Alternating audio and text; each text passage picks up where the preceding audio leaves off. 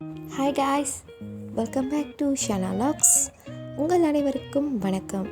இன்றைக்கி நான் உங்களுக்காக என்ன காணொளி கொண்டு வந்திருக்கேன்னு பார்த்தீங்கன்னாக்கா, ஏன் முடி அதிக அளவு உதிர்றது அப்படின்றத பற்றி தான் இன்றைக்கி நான் உங்களோட ஷேர் பண்ணிக்க வந்திருக்கேன்.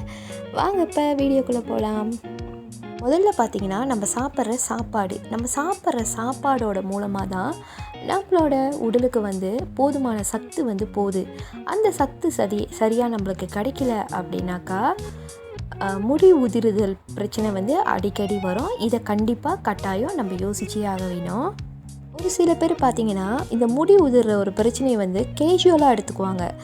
முடி தானே உதிருது அப்படின்னு சொல்லி ஸ்டார்டிங்லேயே. ஆனால் நம்ம ஒத்து பார்த்தோன்னாக்கா நம்ம முடி கொட்ட ஆரம்பிக்குதுன்னு அது சீக்கிரமாகவே க்யூர் பண்ணிக்கலாம். ஆனால் அப்படி க்யூர் பண்ணுறது பார்த்திங்கன்னா ரொம்ப கம்மி தான். முடி கொத்தா வர வரைக்கும் நம்ம வெயிட் பண்ணுவோம்.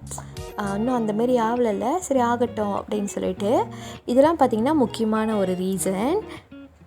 நாம் சாப்பிட்ற சாப்பாடை தொடங்கி அலங்கார பொருள் இப்போலாம் பார்த்திங்கன்னா மார்க்கெட்ஸில் நிறைய ஷாம்பு, கண்டிஷ்னர், ஆயிலு, நிறைய விஷயங்கள் முடிக்கு கொண்டு வந்துட்டாங்க. இது எல்லாமே தான் பார்த்திங்கன்னா நம்மளோட முடி உதிர்வுக்கு ரொம்ப ரொம்ப ரொம்ப முக்கியமான காரணம். முடி சும்மா உதிராது. நம்ம ஏதாவது தப்பு பண்ணால் மட்டும்தான் நம்ம முடி உதிர்றதுக்கு நிறைய வாய்ப்பு. நம்ம தவறான ஒரு ஃபுட்டை எடுத்துக்கிட்டாலோ இல்லை தவறான ஒரு கண்டிஷ்னர் ஷாம்புவை யூஸ் பண்ணாலும் பார்த்திங்கன்னா நம்மளோட முடி அதிக அளவு உதிரும். சில பேர்த்துக்கு பார்த்திங்கன்னா மரபணு, இது பரம்பரையாக வரும். அந்த முடி வளராமல் இருக்கிறது, அந்த மாதிரியான பிரச்சனைகளும் இருக்குது. அவங்களும் நீங்களும் பார்த்திங்கனாக்கா உங்களுக்கு தேவையான சாப்பாடை நீங்கள் சரியாக சாப்பிட்டு செக் பண்ணி பார்க்கணும், இப்படி வருதானே. ஏன்னா அப்படி மாறினவங்க கூட நிறைய பேர் இருக்காங்க. நல்ல ப்ரோட்டீன்ஸ் சாப்பிட்டு, நல்ல காய்கறிகள் சாப்பிட்டு முடி வளர்த்தவங்க கூட நிறைய பேர் இருக்காங்க. இதெல்லாம் ரொம்ப முக்கியமான விஷயம். இப்போது என்னென்ன தவறுகள் நம்ம செய்யக்கூடாது அப்படின்றத வாங்க பார்க்கலாம்.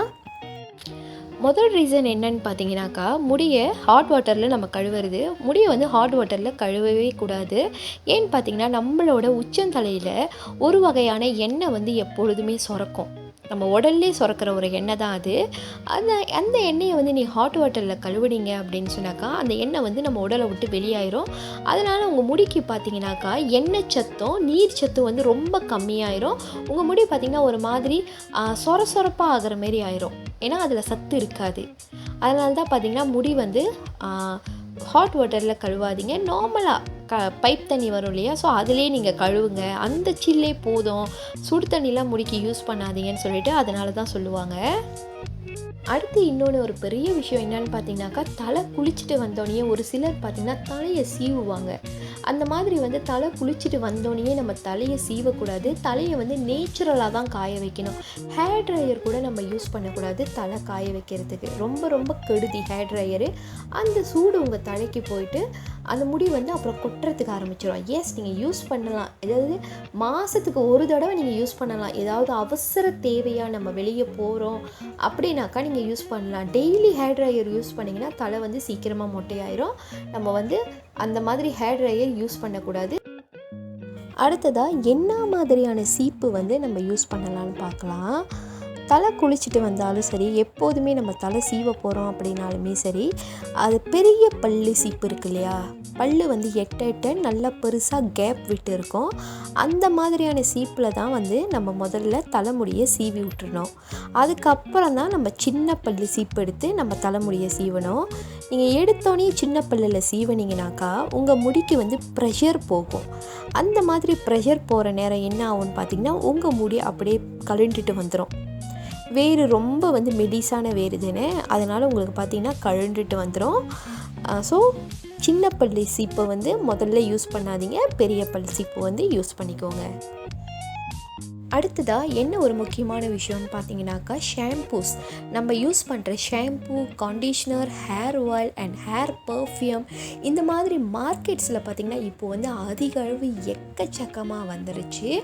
நீங்கள் அந்த மாதிரி பொருட்களை யூஸ் பண்ணுறத தயவு செய்து தடுத்துடுங்க.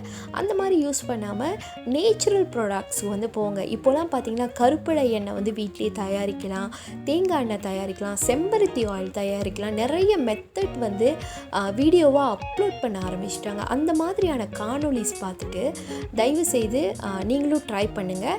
நேச்சுரல் ப்ராடக்ட்ஸ்க்கு போங்க. இந்த மாதிரி வர்ண வர்ண பொருளுக்கு வாசனை பொருளுக்கு போகாதீங்க. நீங்கள் அந்த மாதிரி பொருட்கள் யூஸ் பண்ண உங்களோட முடியை தான் நீங்கள் இழப்பீங்க. அதை தயவு செஞ்சு நோட் பண்ணிவிட்டு அந்தமாரி விஷயங்களை தவிர்த்துருங்க.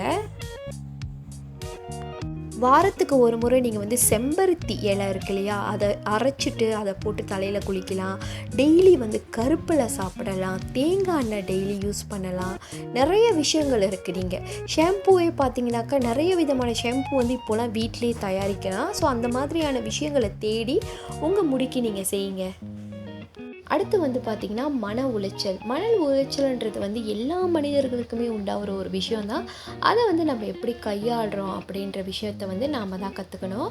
ஸ்ட்ரெஸ்ஸாக நீங்கள் இருந்தீங்கனாக்கா உங்கள் முடிக்கு வந்து போதுமான சத்து கிடைக்காது. எந்த நேரமும் நம்ம எதையாவது ஒரு விஷயத்தை யோசித்து அந்த மூளையை வந்து நம்ம ஸ்ட்ரெஸ்ஸாகவே வச்சுக்குவோம். அதனால் வந்து சரியான சுரப்பிகளை வந்து சுரக்க முடியாது. அப்படி இருக்கும்போது பார்த்திங்கன்னா உங்களோட தலைக்கும் சரி உங்கள் உடம்புக்கும் சரி போதுமான சத்துக்களும் போகாது. அப்படி போகாதப்ப என்ன பார்த்தீங்கன்னாக்கா நீங்கள் உடல் நலமும் நிறைய பிரச்சனையாகவும் முடியும் பார்த்தீங்கன்னாக்கா ரொம்பவே கொட்டிடும்.